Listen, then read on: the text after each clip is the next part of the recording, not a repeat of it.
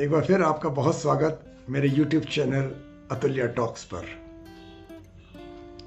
आज एक नई टॉपिक के साथ एक बार फिर मैं आपसे रूबरू, अतुल अग्रवाल। अच्छा, क्या आपने कभी ये नोट किया है कि जिसके पास जितना कम ज्ञान होगा वो अपने ज्ञान को लेकर उतना ही ज़्यादा जिद्दी होगा।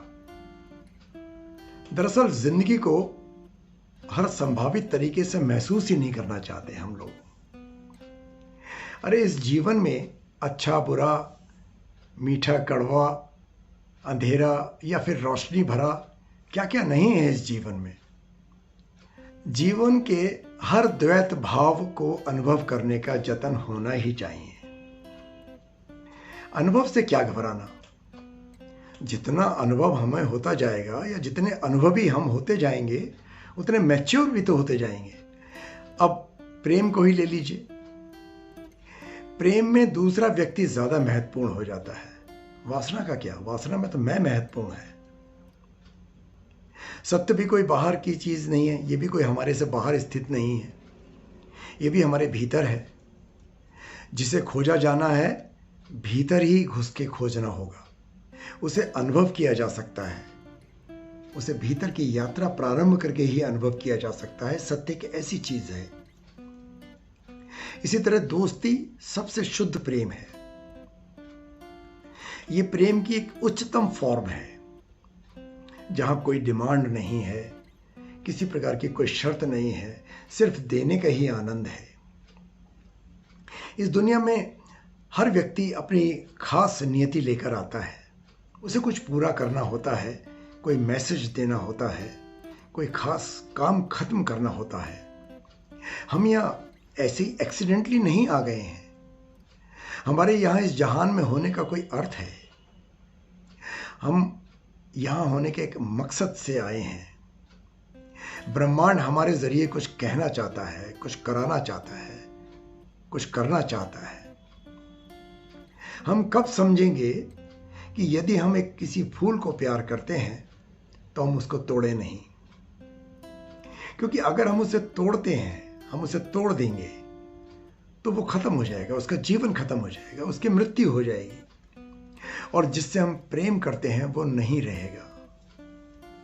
इसलिए अगर हम फूल को प्रेम करते हैं तो उसे खिला हुआ पेड़ पर ही रहने दें तो कितना श्रेयस्कर हो।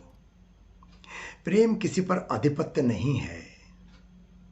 प्रेम एक सराहना है, प्रेम एक प्रशंसा है। पता है इस दुनिया में हमें सबसे ज्यादा डर किस चीज से लगता है? कि दूसरे हमारे बारे में क्या सोचते हैं, वो हमारे बारे में क्या सोचेंगे। मगर जैसे ही हम भीड़ से डरना बंद कर देते हैं, हम भेड़ नहीं रह जाते हैं, एक शेर बन जाते हैं। हमारे हृदय में एक जोरदार दहाड़ पैदा होती है। ये दहाड़ ही हमारी मुक्ति की दहाड़ है। मगर हमारा जीवन है कि ये अपने को नासमझी में दोहराता ही चला जाता है। जब तक कि हम सचेत नहीं होते, जागरूक नहीं होते, वो एक पहिए की तरह खुद को दोहराता ही रहता है। मैं तो कहूंगा कि किसी के हो जाओ। किसी के बनने की बात नहीं कर रहा हूं। देखिए, मैं किसी के हो जाने की बात कर रहा हूं। किसी के हो जाने और किसी के बनने में बड़ा फर्क है। होने और बनने, इन दोनों शब्दों के बीच ही हमारा पूरा जीवन व्यतीत हो रहा है। क्योंकि होना प्रबोधन है, होना एक जागरण है, बनना एक अज्ञानता है। यथार्थवादी होगे तो चमत्कार की योजना स्वयं बन जाएगी। ऐसे लाखों लोग हैं जो बहुत दुखी हैं आज। और पता है उनका दुख क्या है? क्योंकि वो प्रेम पाना चाहते हैं, लेकिन स्वयं उन्हें प्रेम देना आता ही नहीं है। उनके पास है नहीं प्रेम। प्रेम दे नहीं सकते वो। प्रेम चाहते हैं, और चूंकि प्रेम देते नहीं, प्रेम चाहते हैं, इसलिए वो दुखी रहते हैं। और प्रेम एकालाप के रूप में नहीं हो सकता है। वह दो लोगों के बीच एक संवाद मात्र है, एक लय से भरा हुआ एक ऐसा संवाद जो बहुत ही हार्मोनियस है। हमको बस यही बात समझनी, जाननी और अनुभव करनी है कि हम पहले से ही ईश्वर की एक महान कृति हैं। हम इससे बेहतर कुछ हो ही नहीं सकते थे जैसा ईश्वर ने हमें बनाया है। और कुछ बनने का विचार छोड़ देना ही अक्लमंदी है। मैंने बहुत ऐसे लोग देखे हैं जो जीवन में पता नहीं क्या क्या बनना चाहते हैं। अरे ईश्वर ने जैसा आपको बनाया है उससे ज़्यादा आप कुछ नहीं बन सकते हैं, उससे कुछ अच्छा नहीं बन सकते हैं। क्योंकि एक आरामपूर्ण और सुविधापूर्ण जीवन ही वास्तविक जीवन नहीं है। जितना ज़्यादा आरामपूर्ण उतना कम जीवंत। समझ रहे हैं मैं क्या कहना चाह रहा हूँ? यानी जितना हमारा जीवन ऐश्वर्य और आराम से भरा होगा उतना ही वो कम जीवंत होगा। क्योंकि सबसे ज़्यादा आरामपूर्ण जीवन तो कब्र में ही हो सकता है। तो वो वक्त भी आएगा जब हमें पूर्ण आराम भी मिलेगा।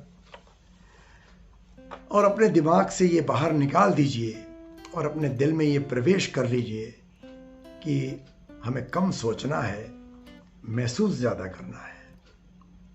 जैसे अंधेरा ना होना, अंधेरा क्या चीज़ है? अंधेरा है प्रकाश के ना होना, यानी प्रकाश की अनुपस्थिति ही अंधेरा है। वैसे ही अहंकार जागरूकता के अभाव में जीवित रहेगा ही हमारे जीवन में। जितनी जागरूकता कम होगी उतना ही हमारा अहंकार जीवित रहेगा। तो प्रेम को लक्ष्य बना लीजिए ना। और जीवन तो एक यात्रा है ही। और ये सवाल तो बिल्कुल बेमानी है कि मृत्यु के बाद जीवन का वजूद है या नहीं।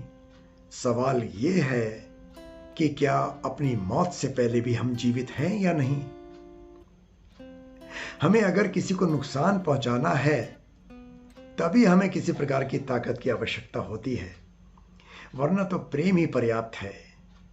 जिंदगी को जीने के लिए, प्रेम के लिए किसी ताकत की आवश्यकता नहीं है। करुणा ही पर्याप्त है। क्योंकि जिसका जीवन प्रेम में होगा, करुणा में होगा, वही जीवन सार्थक है, वही शांत है, वही सुकून से भरा है, वही समृद्ध है, वही धनवान है। तो दोस्तों, मेरा ये संदेश आपको कैसा लगा मुझे कमेंट बॉक्स में अपनी प्रतिक्रियाएं अवश्य दें।